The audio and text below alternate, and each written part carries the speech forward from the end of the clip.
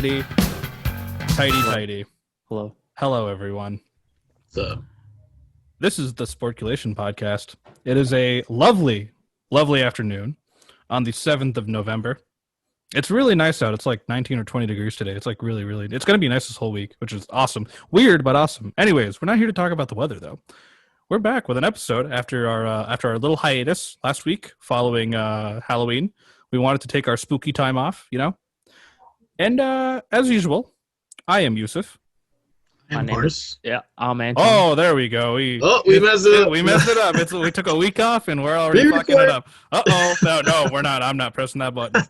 And we're doing part 2 of our little series where we interrogate each other about something we like that isn't hockey, baseball, basketball, or football. And on today's episode, Parse is stepping up to the plate to talk about the F1. The F1. And First of all, that's such a nice beard you got. I mean, you know, I've been it's amazing for November. It's like most people get a playoff beard. This is like a off season. This is November though, I guess. Yeah, it is. It is November, but like I've been with the quarantine and everything, you know, just like, I mean, if you guys are just listening to this podcast, you just have to trust us that it's full. It's a full beard. Yeah, it's getting there. It's just rocking a full beard. Yeah. Anyway, yes, Parse. Parse. For those of the uninitiated, what is F1? Glad you asked. I'm not going to do that whole big explanation, but we're going to go hours and hours and hours. But I will bring you guys on a little history lesson back to World War II. Yes. So before World War II, 4 years before that, in fact, people were, we obviously had the introduction of the car. And, we had the 1930s where it was after the boom and everything like that. And, they were kind of just vehicles you could fit about 4 or 5 people in. Only the super rich would have had them by that time because it was such an exclusive product. And the war started. And the tanks were developed. And at that time, people were trying to figure out how much power could you get out of something to make it go quicker on the battlefield. Well, those engines that were developed were later on thought of to put into cars. And that's when we got into the whole supercharged era. I want to bring you guys to the 1950s, where Formula-1 wasn't called Formula-1 back then. It was called Formula-A. And it was driven around by rich aristocrats who had the money and said, I want to build a car that's fast in yours and race it around the track. And the first ever Grand Prix we ever had was the French Grand Prix. Yeah, the French, they just race everything. They're crazy. They're not racing. They're with your women. And so... Or eating baguettes and wine. Baguettes and wine. Yes. Guys... So in this time, there was this one famous racer who was actually not French. This is bizarre to talk to you about, but he wasn't French. His name was Juan Manuel Fangio. And this dude could drive. I mean, he was one of the fastest drivers out there at the time. Unique talent. And he was driving for the likes of a lot of guys really just really wanted him at that time. He was the guy who really got things off the boat for a lot of the drivers that were in, like Mercedes-Benz. He drove in for those guys. He drove in with Alfa Romeo and got them famous. Maserati, Ferrari, those brand names that became rich, not because of the fact that they were rich car brands, but because they were the winning icon. And at the time, Formula 1 was important because it brought your brand to the spotlight. If you had a fast car, more people were aligned to drive for you and want to actually buy your cars. And that's what happened. He dominated the first decade of Formula 1 racing, which changed their name not so longer from Formula A and Formula B to Formula 1. The Argentinian was one of the fastest drivers to ever do it, and that's why he is a pinnacle of success when you talk about Formula 1. Now, this dude is just one name of many people I'm going to mention along this way, but I wanted to highlight him because he in a lot of ways is kind of the father of this entire movement of Formula 1. He's just the pinnacle of success. I want to bring forth to you guys another, as we go forward in the timeline now, it's 1970s. And before they were using supercharged engines, and whoever can make the biggest one had a lot of promise. Aston Martin had a couple one. That's why you see Aston Martin DB9s have that kind of still to this day traditional supercharged engines. You have the likes of Ferrari and Bentley who were buying everything they could from Alfa Romeo, because Alfa Romeo was the team at the time to beat. But when we got to the 1970s, there was this organization called Renault. And I'm not sure if you guys ever heard about Renault, but I'm going to take this time to kind of show you who they are, what they mean, things like that. Just out of the blue, just kind of, show you guys that number one thing here. Share a screen here real quick.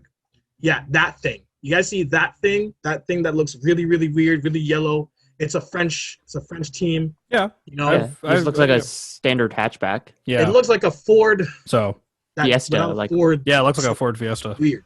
But this company's name is Renault.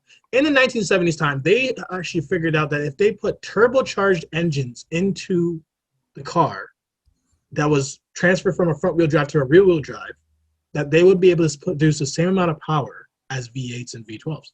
And turns out they were damn right. The cars they were producing at Renault were able to go 707 horsepower. At the time, that was incredible. And they were winning a lot of races. Renault instantly became known as an engine supplier and was supplying a lot of the big teams who wanted to copy what they're doing. And Formula 1 made the transition from supercharged engines to turbocharged engines.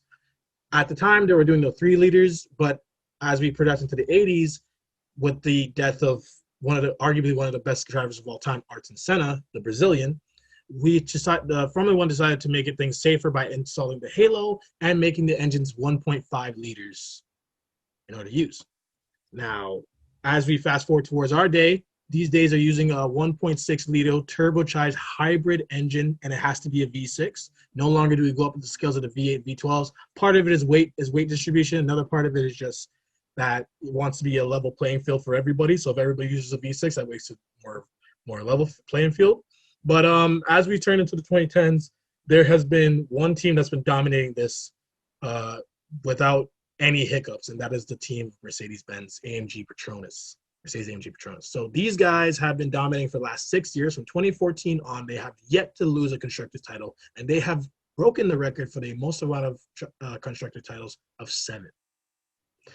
This team here has done a tremendous amount of way, but we have to follow suit with the likes of Ferrari, who's won 6 straight, with their driver, which was Michael Schumacher. And if you know anything about racing, Schumacher tends to be very familiar, and that's because everybody, including your dad, love watching this guy race and win. Yeah, probably one of the most familiar name in racing, as far as like that kind of circuit racing goes. Like him, Danica, like obviously, like even synonymous with like NASCAR drivers like Danica Patrick and the Earnhardts. So yeah, Ricky Bobby too. Yeah. Ricky Bobby, a great Ricky Bobby. Carry on. This is where Formula 1 kind of makes its edges. So far, the racing has still been on the circuits. They made it a world championship, although it's not really a world championship because Africa's not in the mix. I feel slightly sad about that. Why is Africa not in there? That's kind of rude.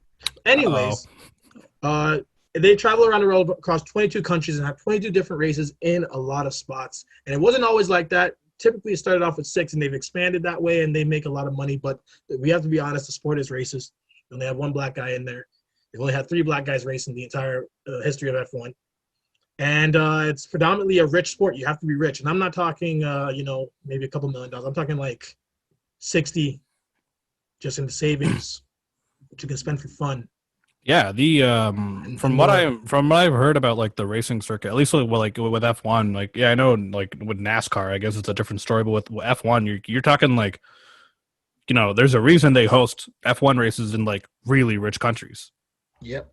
Right. They attract the biggest and the brightest. Yeah. They attract people who have a ton of money to throw around. The drivers who are in there bring their sponsorships, but you don't really get to this level without spending a lot of money just to get to this level as well. And I'll also explain how you can get to this level if you guys are interested in one day becoming a Formula 1 driver. And if you also want to become an engineer one day, which is a little more of a easier chance, I can explain to you how that road kind of works. But yeah, like Formula 1 is definitely one of those that is very, very prestigious and is a prestigious sport. But it's nothing without its dangers. And it's nothing without its fun and its thrills. So far, we have a black man who has not only surpassed the great Michael Schumacher in terms of race wins, but has also tied him for the most ever constructor title wins at 7. So Is the sport going to be less races now? Oh, Who knows? yeah. I don't know. Thank But you. it's a little bit of an overview into Formula 1. Yeah, thank you for that. Was a really good. That was good. Yeah, that was a good synopsis. Researched. Yeah. Yeah. If you guys listened to our previous episode on Yusuf explaining wrestling, I just sort of asked him Vince McMahon, and then I he just started went going off. Yeah. So Parse, excellent job with the Yes. research. Thank you for actually being organized. Yeah. So I guess. Hey Oh, there. cool! You're showing us Nice. some little cars there. little Yeah. cars there. Yeah. So I guess from my perspective, as a non F1 fan, someone who just the most exposure I've had to it is like maybe catching it on the news, or like when I'm flipping through channels or something like that. And then now the most exposure that I've had to it's the whole lore of and history of F1 is through you. So like what is it that appeals to you of a Formula 1 racing that like that maybe you think might appeal to me, like because like you said, it's a very very expensive sport. It's something that can be considered like an elitist sport too. So what is it that could appeal to me, like an everyman, every person? Yeah, I think the best thing to tell you is that if you're looking for something to watch that's outside the sports spectrum, this is an idea, an opportunity you can get into. But I think the most important thing to say about that, and I think what really gravitates people is that if you have an interest in cars, if you drive a car and you feel like, or if you love racing games, or if you just love racing in general, you will gravitate to this sport, and it won't be easy. It'll be a little weird to you because, again, most of us think of racing as just, straight down a straight line, or maybe you're just in a little tight Mario Kart where there's a bunch of jumps and flips that you can do. But this is more or less on a strict track. To be fair with you, it spans anywhere from 3.1 to 4.2 kilometers in terms of racetrack available, and there's multiple laps. And they are supposed to be able to race for approximately near around 2 hours. So the good thing that an everyday person can get into is this. And this is what I kind of use as a selling point. If you find yourself bored on a Sunday morning or even a Sunday afternoon, you can find yourself watching this sport. This is a sport that takes place on the weekends. So if you're working a 9 to 5, if you're working a 5 a.m. to 2 p.m. You're working at a 3 a.m. to 11 p.m. This could be the type of thing you get into because, again, it's not taking too much of your day. It may require you to wake up early if you're in the Eastern Hemisphere, but if you're living somewhere in Brazil, if you're living somewhere in the Europe, it's more or less around your time range in the evening, so you can enjoy it. And it's really a fun sport. This sport it has kind of the same things as you would want in any sport. It has the crashes, it has the unbelievable wins, it has a time lapse, but it's done in a very, I would say, posh manner. There's no NASCAR just get up and go and you're around an oval all day. This is more or less, there's turns, there's twists, there's amazing moves, there's a thing called traction and just being able to be able to hold a line. And there's only one move under braking, unlike in NASCAR where you're trying to get past somebody through pit stops. And there's probably the most important thing is the DRS, the drag reduction system, where if you're within a second of a car, you can open that up and pass them, which makes for more dynamic racing. Okay. A lot of physics involved, eh? I am not a physicist person. Don't ask me any questions. I have no idea. Yes, Parse, But what I is the do- terminal Disclaimer. velocity Yeah, of the average? No. Disclaimer: Parse is not a physicist. What I did want to ask though, in regards to like how F1 racing is done, because I've never been to an event, but I've been to countries that have hosted them, like Singapore Yes. and Dubai and whatnot. And the one I've never really looked into how the races work for F1. So is it all based on lap time? No, I'll start from the top. So the very, very top, in order for you to host a F1 race, you have to have a certified track that's been built and to the grade of a Formula 1 circuit type. You can't just build there's like a global standard, so to speak. There's a global standard you have to meet. Gotcha. One of the best tracks I can give you is the Chinese Shanghai track. Mhm. That track there was built as a 3.4 kilometer long circuit, and it has the state of the arts, everything you have to ask for to meet Formula 1 regulations. On top of that, there's another thing you have to get an investor for the building and for the infrastructure, and you also have to get somebody who's willing to host the events. There's two different people you're going to need approval from. So the investor, the person who invested in the facility, who's overseeing it, probably owns a stake in the land and things like that. They're going to need a host, somebody who's hosting the event, somebody who's taking all the risks for patrons, for the economics involved, the drivers and the insurance and that. Next is you have to kind of reference the position, because not every race or not every country is accessible to the F1 calendar, right? So you have to make sure it's within that bounds. We can't just have a race in Antarctica, or we can't have a race in Argentina or even Chile, because it's kind of far from where all the races are kind of taking place. Most of them are in Europe. Mm-hmm. Are there any in South America? We have one in South America, only one, and that one's in Brazil. So think about that. South America is a big continent, but yet we only have one race there. We only have one race in Australia. And we have two races in North America. One of them is in Canada, another one's in Texas, in Austin.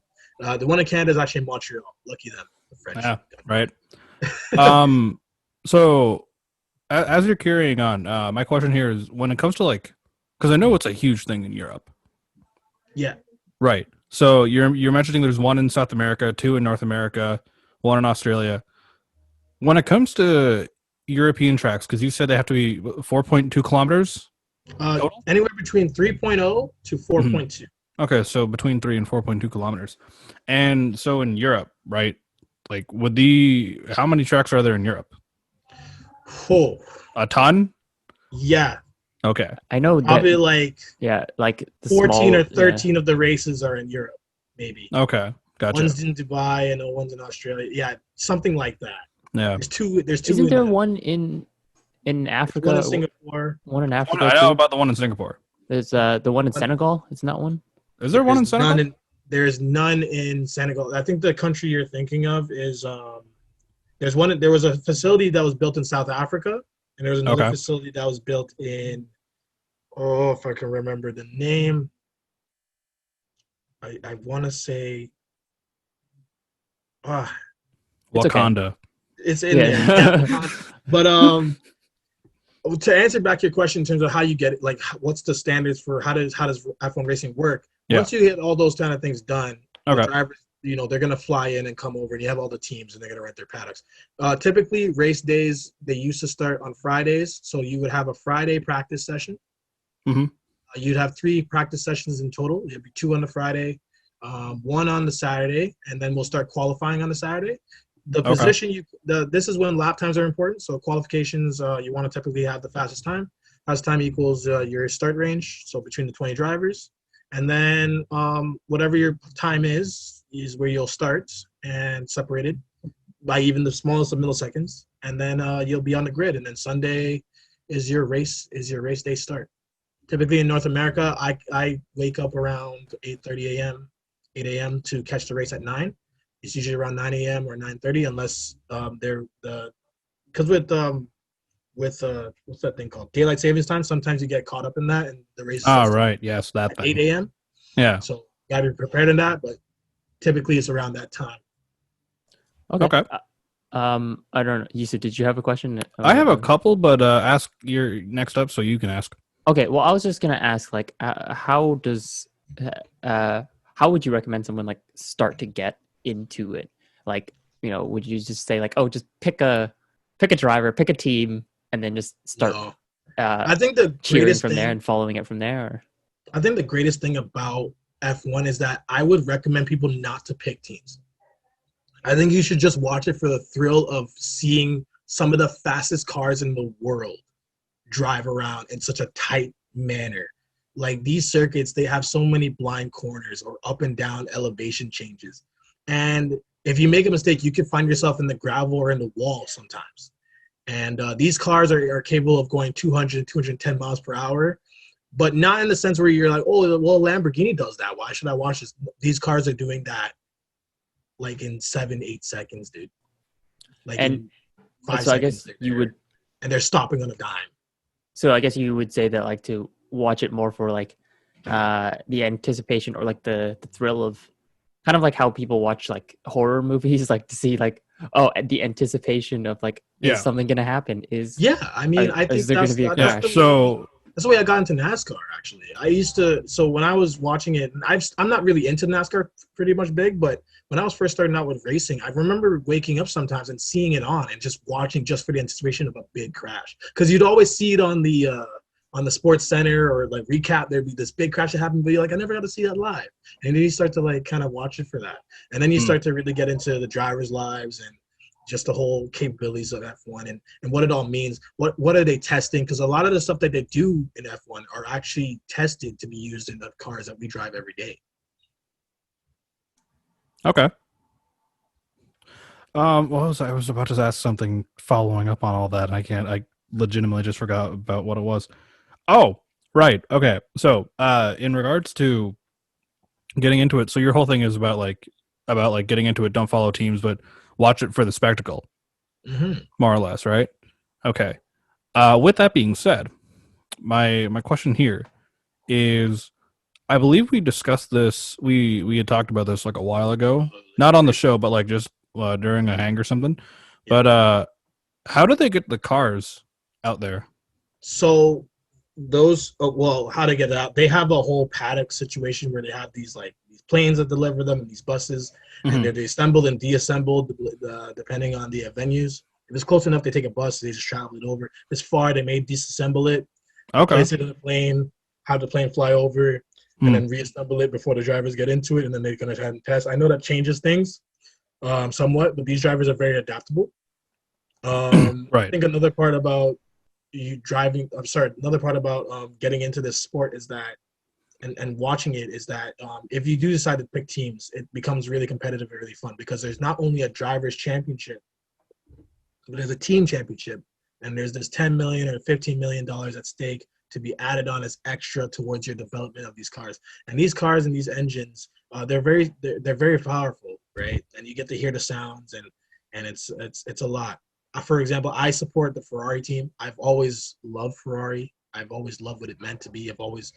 I think everybody at one point aspires to maybe even obtaining one day because it's such a special enrichment, right? You think about Enzo Ferrari and how he was into Formula-1, and then he got his cars into Le Mans, which is totally different from Formula-1. I think I should probably touch on that. Le Mans is more like the GT racing and Gran Turismo type style, not so much as the Formula-1. And there's a difference between Formula-1 and Indy cars, but for the sake of the video, Ferrari's in a lot of different racing environments, supplying a lot of different parts, whether it be suspension, engine, aerodynamics, things like that, and brakes. But I just love to watch them in Formula-1 because this is really, really the heart of Italians, is the pride they have in winning Formula-1 races. Okay. Okay. I just have a quick follow-up question to that. So you mentioned that sometimes if they have to go long distances, they'll disassemble the cars.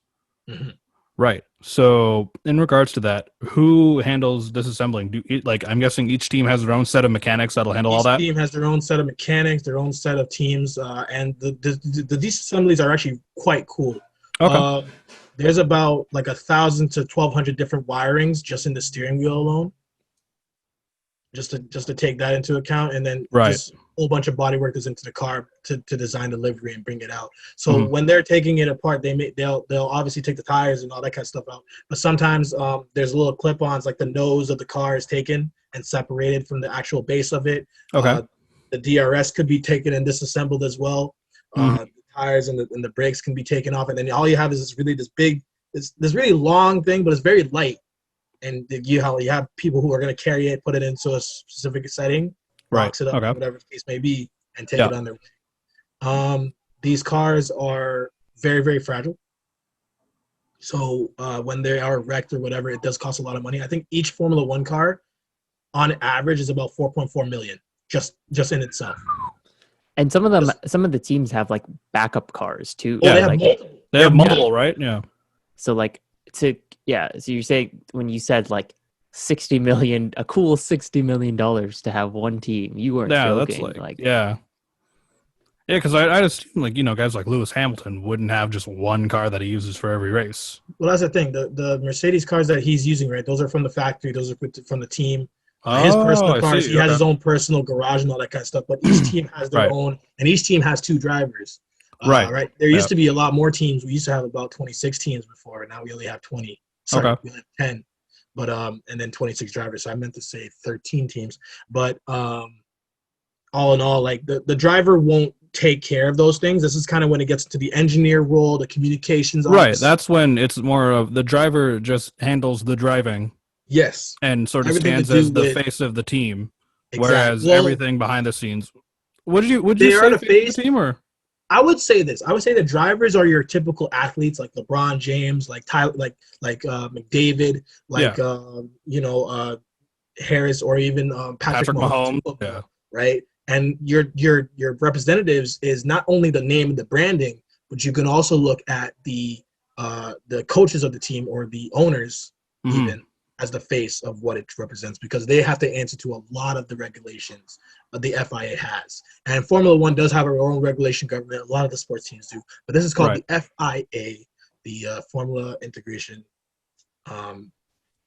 team, and these guys are, well, they govern everything, and they're assholes.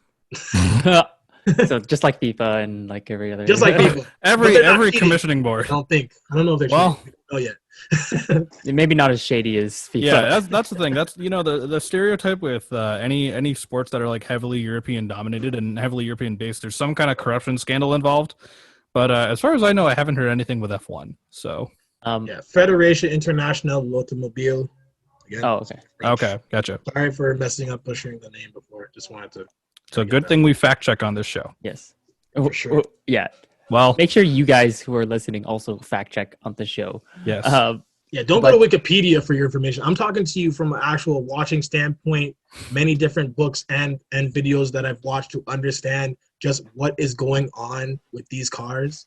And I'm also like involved in some league racing. So this is kind of another take on you gamers. Some of you gamers out there who want to have that experience. Gamers rise up. Buy these games and kind of get a little more understanding as to what these Formula One cars can do and cannot do, and what it takes to actually be a driver. Yeah. And the different temperatures that are needed, the different timings, which tires work well, the pace that you need in order to stay in that position, when to go into the pits, when not to go to the pits, how many pit stops you really need to win a race these days, all those kind of things. So I think this kind of sport, more than anything, really attracts a lot of like physics and engineering nerds. Like of course, you can have like a lot of physics in other sports like baseball or tennis. Just depending on your angle of your swing or the angle of, or just various factors. But I think like if you're like really like STEM oriented, science, technology, engineering, mathematics, like you're that kind of person, then like I think Formula One definitely seems to be like the sport for you. Like it seems to be like a very nerd out sport. It's like that and like robot boxing. It's like like it seems if I feel like this can be the sport for nerds, for like for those science people, and that sounds like pretty cool. Despite the fact that it's rather like super difficult to get a team together and kind of almost elitist and almost like niche. Yeah, kind of niche too. Very niche, right? But Parse, you mentioned like you're in a league.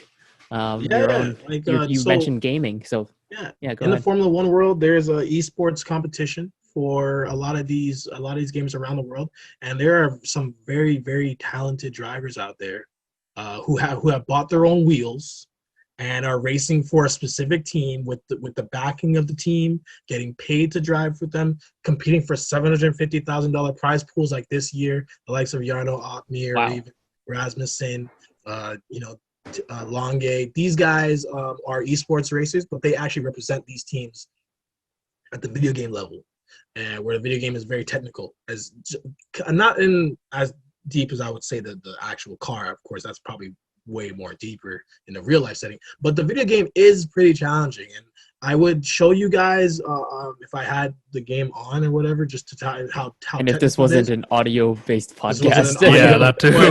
we'll when just I do do the my sounds. league racing- Vroom, vroom.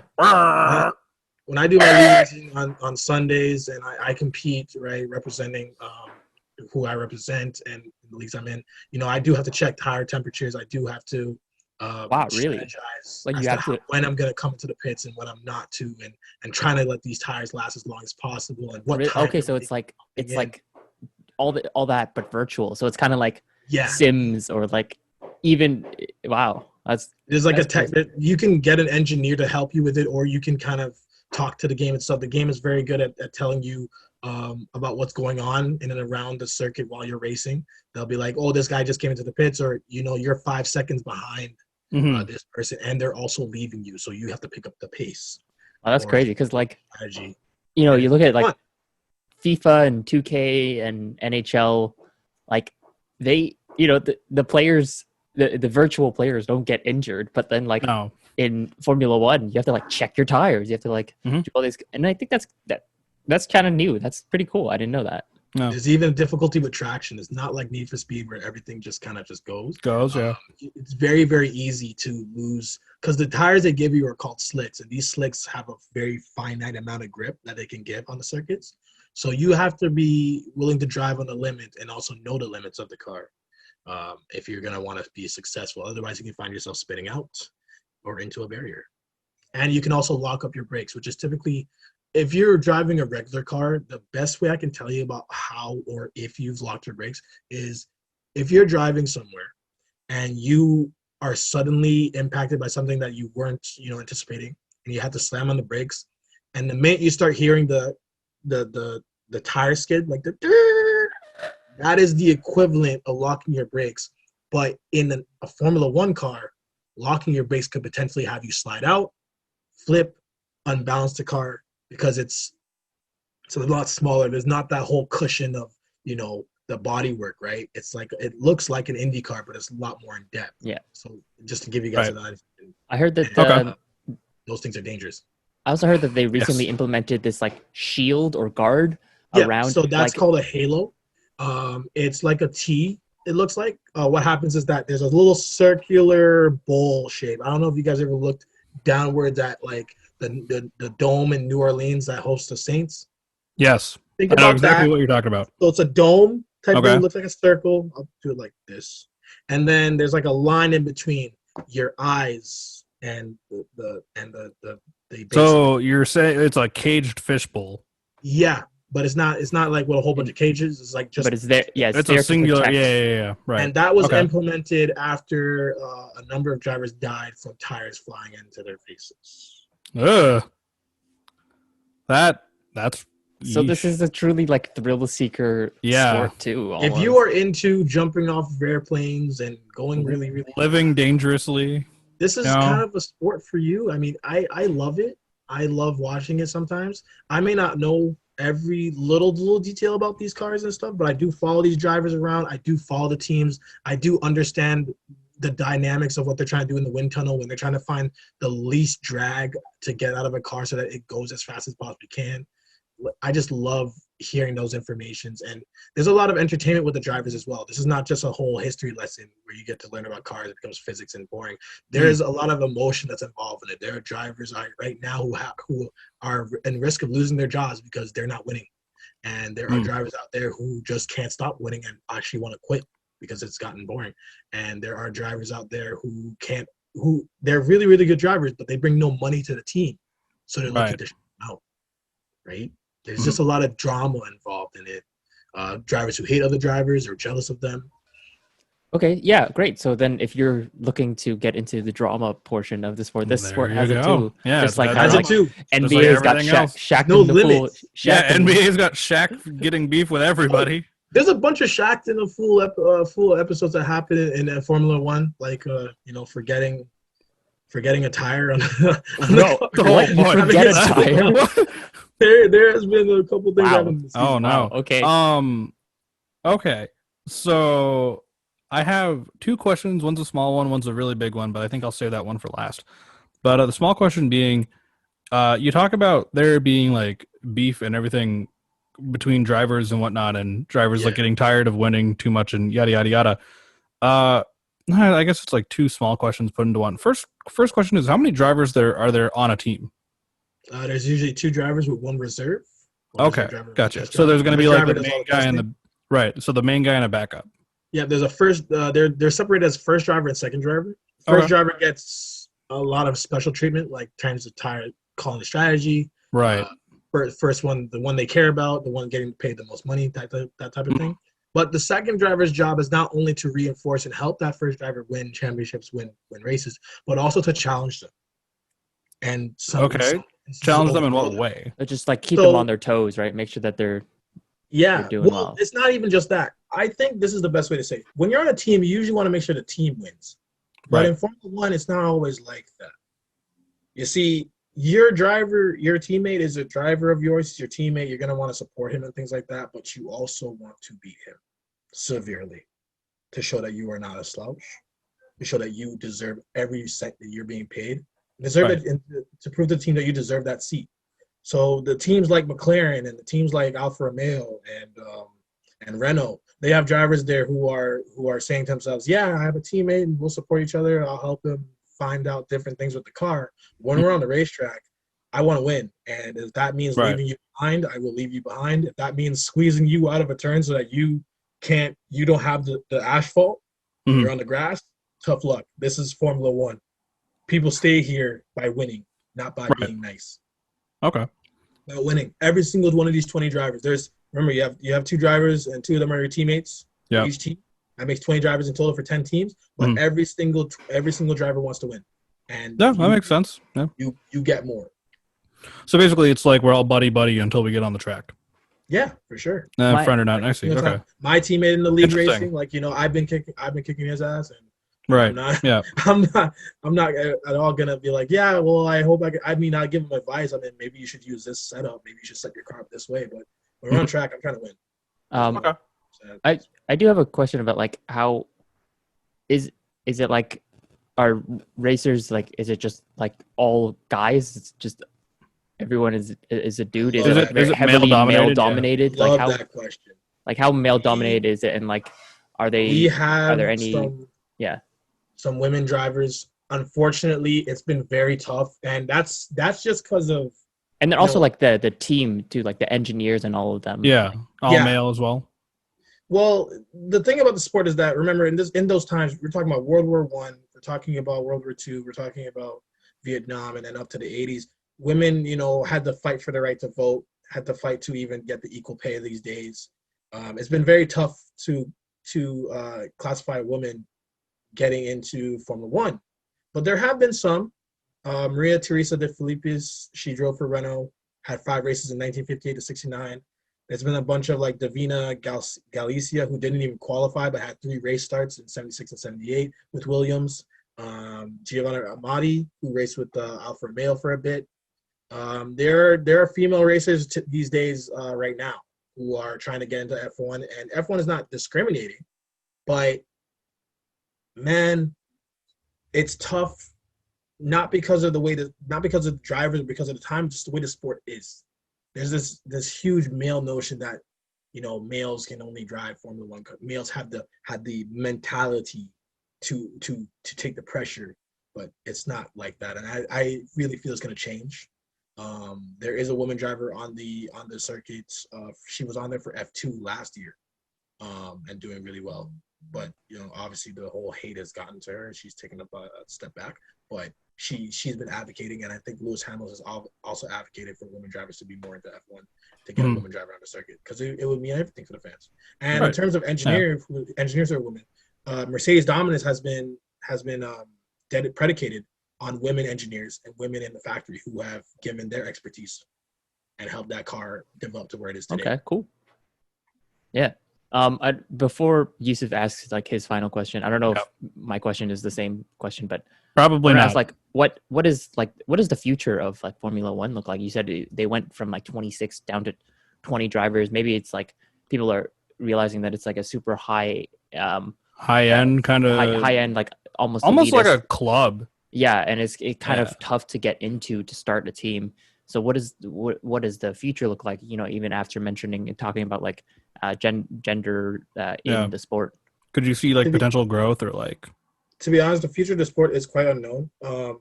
They just announced a new racetrack in Saudi Arabia, and we do understand that Saudi Arabia has its political challenges, like political races, and just talking about the female treatment of women. drivers. Yeah. Yeah. So and race. So Saudi Arabia. but F1, I feel like the future is, developing the most powerful but fuel efficient and environmentally friendly engine to be used.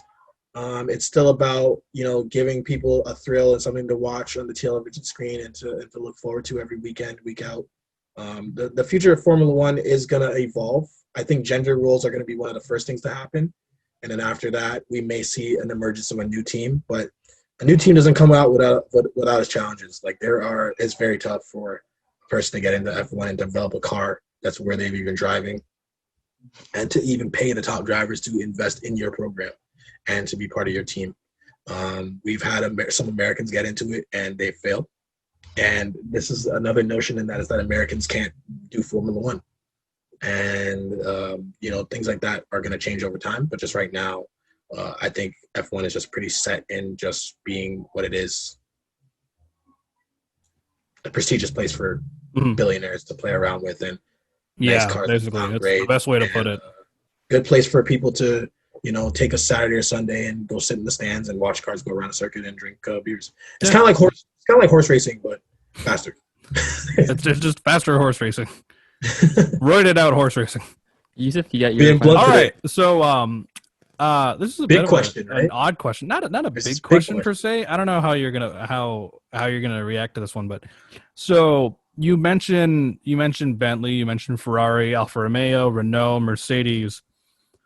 And of course, as far as I'm aware, when it comes to these car manufacturers and companies that have gone into the F1 circuit, that are obviously making production cars for regular people to drive. Yeah. One name, and as far as I know in F1, this is really besides Schumacher and Lewis Hamilton, in the history books of F1, the only other name I know is Bruce McLaren. Yeah. Of course. And my question is, with what McLaren did in having, this was after he passed away, of having, the cars that he would use on his track become production model cars for people to drive. Do you think we're going to see something like that with other companies? Do you think Mercedes would ever do something like that? Do you think? No. Okay. Mainly because the cars that are made these days, they have to abide by certain regulations. And you're in Canada. In Canada, the driver's emission test has to be passed. There has to be a bunch of safeguards. Yeah, right? the suspension can't be a certain height. Legal. Yeah. You can't have a certain ride height, things like that. So a Formula One car being not particularly a Formula One car, more and the cars that are being developed, like the Mercedes AMG GTR, right, or the Maserati G-Blade, things like that. They have their own production capabilities. They're going to take some things from Formula One, take some things from the best engineers in the world to make the best car. Well, right. That's why I asked with McLaren, because what McLaren did was they took all the ideas that Bruce McLaren had for his F1 cars and reworked them so that they could be road legal and road safe for actual average consumer. Well, I don't say average because those cars are stupid expensive, but but that was actually my next point was these manufacturers, they're making their cars also pretty expensive, right? You don't see BMW in F1 anymore. BMW got casted out. No. And they've dived into rally racing and things like that. And BMW has their own market. And when you talk about the 10 teams that are in the grid, that being Mercedes, Ferrari, Red Bull, Renault, Williams, Alfa Romeo, Haas, and AlphaTauri, which is formerly known as Toro Rosso, which is another Red Bull team. When you think about all these teams, it's a pretty niche group, right? Nothing really surpassing that. So we're not going to see Honda or I don't know, Lexus get involved because it's such a niche sport. Okay. Interesting. This has been very educational, Parse. Yeah, thank you. This has been I was very, hoping very it'd be educational. fun. Does everybody have the thrill? Does anybody want to sit down next Sunday and watch a very iconic racetrack, Maybe. the Turkish Grand Prix? Oh, okay. See, that Turkish track. I think it's a 3.4 kilometer circuit with a very, very innovative quadruple apex left-hander.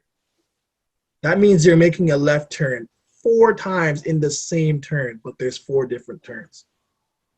I'm going to pretend I understood what exactly that meant. But it's Final thoughts. Yeah. Final thoughts. This was very educational. I've learned definitely a lot more about F1 than I barely knew to begin with. And also, thank you for the screen sharing and your organizational skills of all this. Yeah. The history lesson at the beginning. Well prepared. Very well prepared, yeah. It took 5 minutes to prepare. Of course it did. Parse from high school didn't change. Yeah. I think it was really cool to see, think more about the engineering and how obviously it is kind of like a almost elitist sport being super expensive, but thinking about the engineering and logistics side of it, and the physics behind it, I think that could very much appeal to people who are into that kind of thing, people who are interested in physics and technology and engineering. And if you guys want to see, there's this video called the logistics of Formula-1 transportation or something like that. It's on Wendover Productions. That is that YouTube channel. But this sounds pretty cool. I think I'll check out a race or two. I'm going to do that as well. We have one not this Sunday, but the Sunday after. And then we have another date sometime in the middle of November to the end of November, and another one December 17th in Abu Dhabi. There you go. Oh, that's nice. Terrible circuit, in my opinion. Parse, final thoughts? Yeah, Parse, do you have final thoughts? Here's what I got to say as for final thoughts. I hope to God we get a track in Africa, because how can you call it a world championship without it being around the world?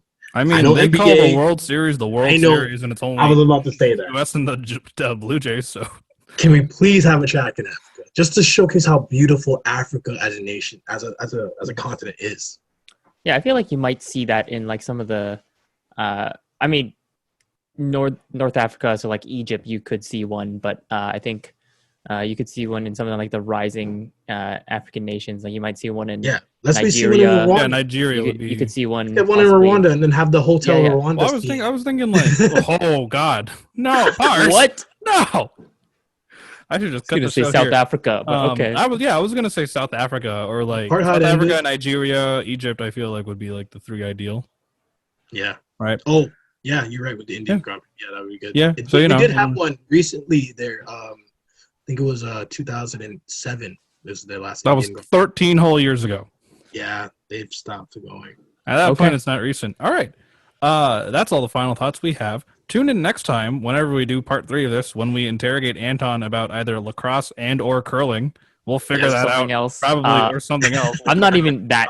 I'm not as into those sports as as Yusuf is with wrestling. So. Yeah. So I set the bar a little too high, I think. Yeah, we'll see. But yeah, tune in next time when we do that. Also, I'm trying to talk these guys into, once we're finished with the remaining interrogation, we will do a 2-parter of this, where we will watch a race, whatever Anton talks about. We'll watch something of that and watch a wrestling match, and we just give our reactions and thoughts about it. Yeah, we're gonna have the camera. We'll try doing that. We'll have to camp out and do that. Sounds good. But until then, this has been the Sportculation Podcast. Parse, thank you again for that history lesson. It was very informative, I must say. I'm Yusuf. I'm Anton. And I'm Parse. And we'll see you soon. Goodbye. Bye.